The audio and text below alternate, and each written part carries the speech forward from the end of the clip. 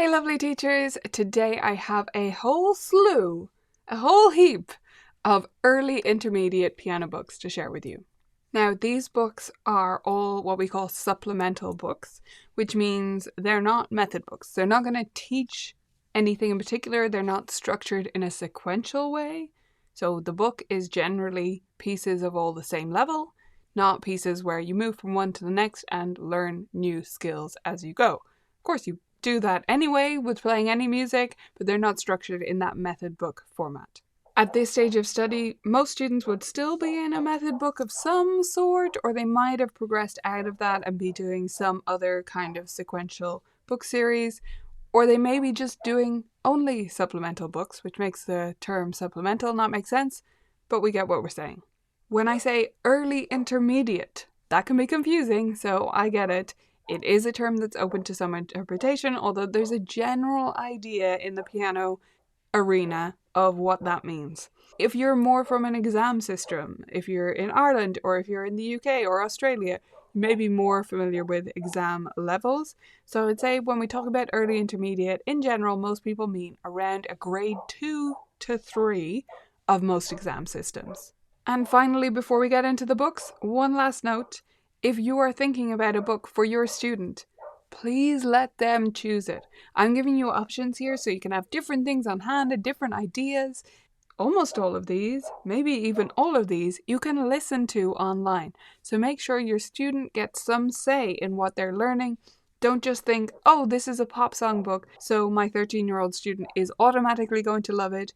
They may not know any of the pop songs in it. They might not like pop music. They may just want to do Mozart. So ask them and give them links, audio to listen to so that they can make a decision and start to take ownership over their own music, because that's really important. They need to be able to make choices about the music they want to learn so that when they leave us, when they graduate from us, they're able to continue doing that and keep playing for the rest of their life.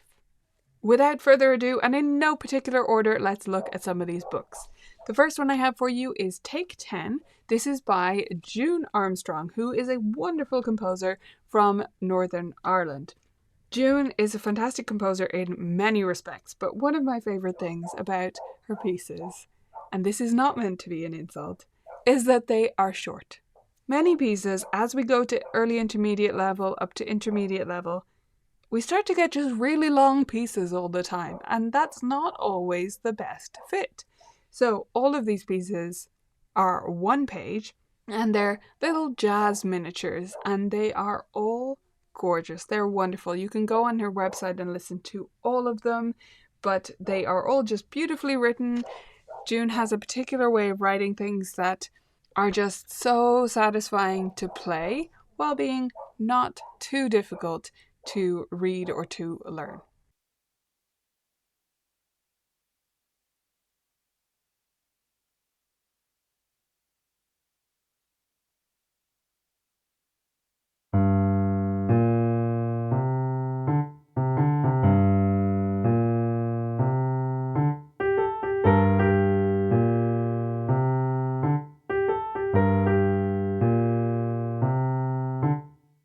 The next one is actually 3 ones, and that is the Five Finger series by Brockchart.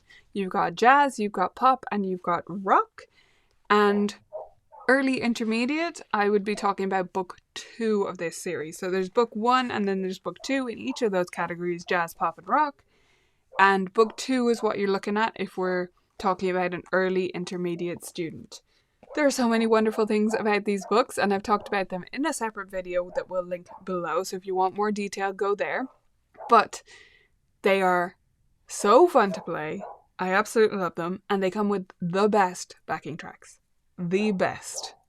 Bar none. And yeah, they're just so satisfying. I absolutely love these pieces. I love teaching them. I love playing them just for fun. Great, great books.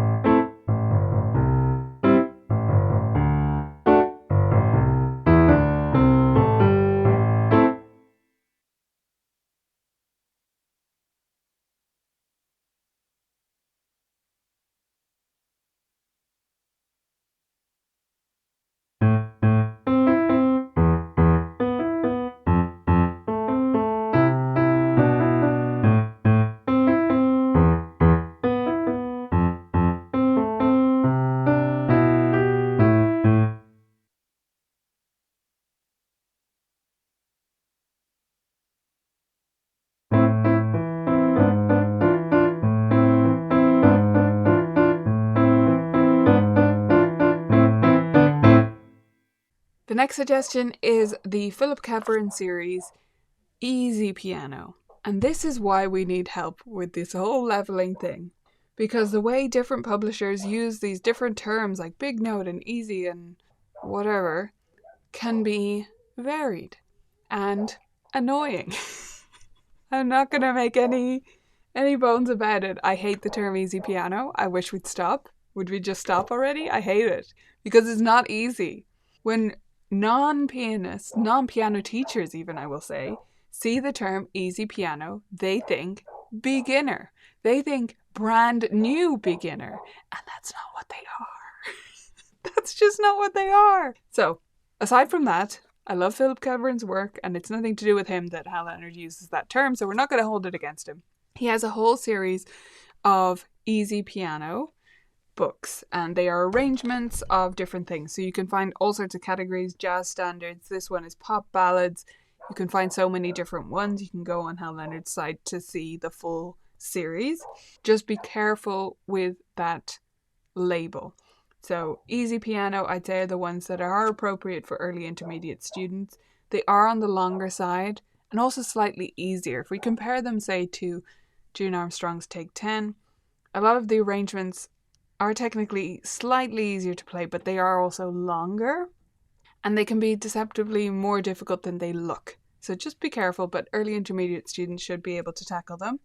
If you're glancing at books and you're like, which one is it? And sometimes websites, music bookshops or Amazon or whatever won't list it fully. Like they won't put the easy piano on there. They'll just say Philip Keverin series, pop ballads. And you're like, wait, which?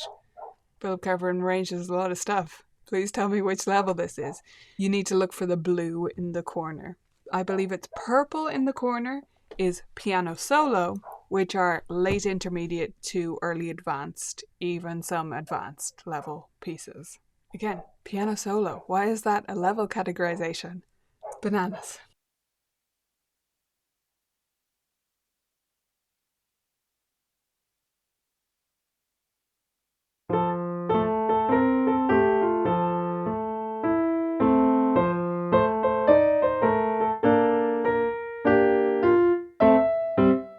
This video is brought to you by Vivid Practice. Keeping students accountable doesn't have to be complicated. VividPractice.com helps music teachers manage assignments effortlessly while encouraging smarter practice habits. With an intuitive teacher portal, progress tracking, and built-in messaging, you get all the tools that matter without the extra fuss. Designed by music teachers for music teachers. Sign up for free at vividpractice.com and simplify your studio today. Next suggestion is Fun Time Piano. This is another series.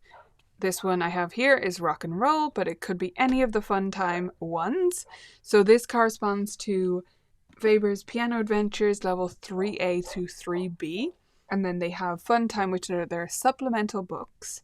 So their supplemental books are pre-time to big time, and there's a different something time for each level. If you've never done Piano Adventures, you're probably lost already. But anyway, if it ends with time piano, then it's in that series. So fun time, big time, pre-time, chord time, etc.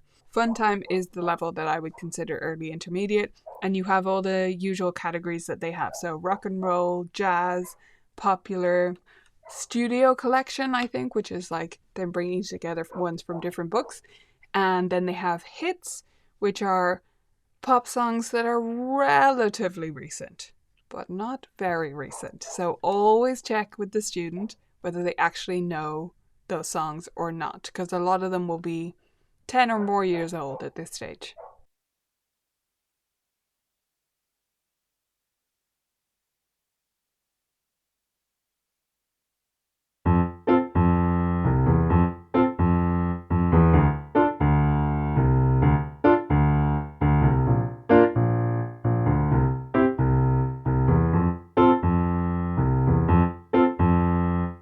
Next suggestion is Microjazz, which is by Christopher Norton. And if you're the other side of the Atlantic from me, so I'm in Ireland and the UK, and I think in Australia it's Microjazz. Could be wrong about Australia and New Zealand. I know across the Atlantic, Christopher Norton has a separate series which is called Connections. It's not the same pieces under a different name, it's different, but it has a similar vibe. So Connections is what you're looking for over there, or Microjazz over here. These pieces, first of all, the books are great value. There's loads of pieces in the books, I always feel like, and we often therefore don't finish the full book, but I don't think there's any harm in that. It comes with a CD. I think they've updated that now that you can just download the backing tracks and it's not a CD. But anyway, they are backing tracks, sort of MIDI-ish, but not bad at all. Quite good backing tracks. A lot of pieces from the Microjazz books, just a few of each level, have really become quite well known in the piano teaching space, especially in this part of the world, and have become known as student savers because they're super cool and fun to play and easier than they sound.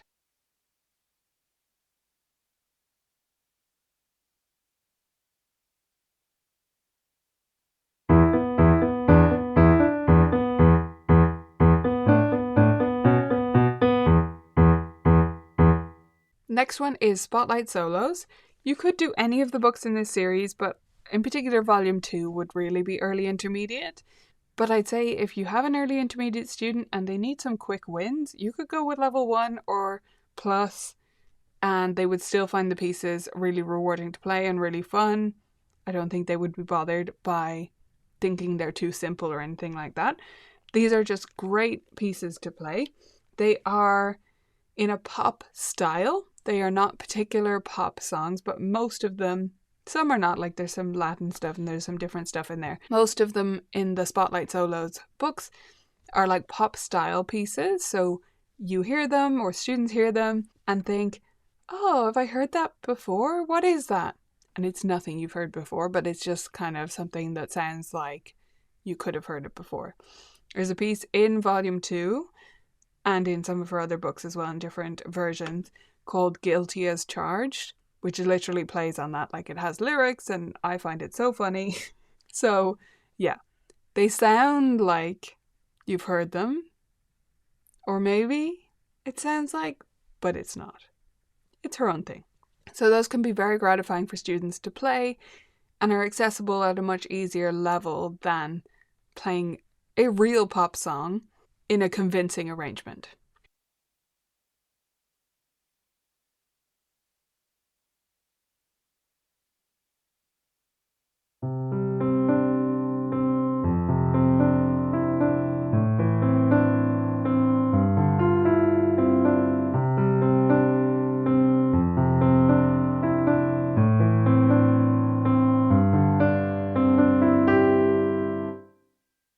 At this early intermediate level, you could also look at our own series, the Concept Collections. We have different books and they do span different levels within each book. So they range from like a beginner level piece up to an intermediate level. So there's a good few in there that are early intermediate pieces. And each book focuses on a different theme or a different concept. Hence the name Concept Collections. So our recent one was waltzes, and we do different things that students need to focus on or need more repertoire to cover, but maybe it's not always as easy for us teachers to find. We bring together wonderful, wonderful composers on these books and they write gorgeous pieces for us, so highly recommend those. Of course, you can grab them on Amazon if you're looking for the hard copy, or if you're a member already of Vibrant Music Teaching, you can grab it in the library for the current one.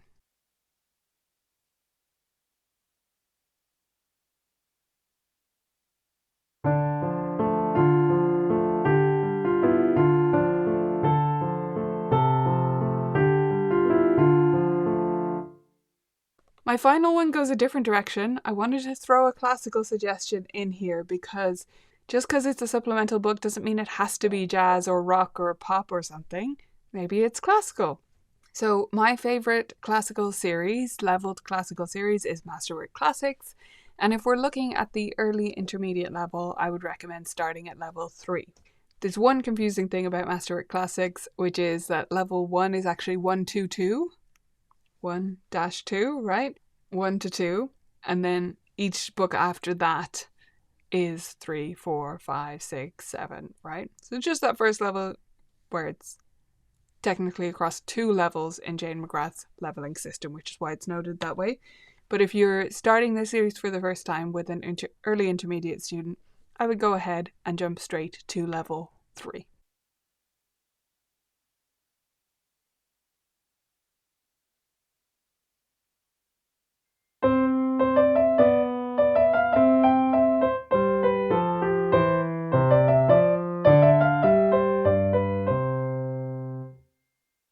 So there you have it. There's some great suggestions, and hopefully maybe you found something new today for your early intermediate students. I would love to hear your favorite books for early intermediates because I'm always looking for new suggestions, so do hit me up with those.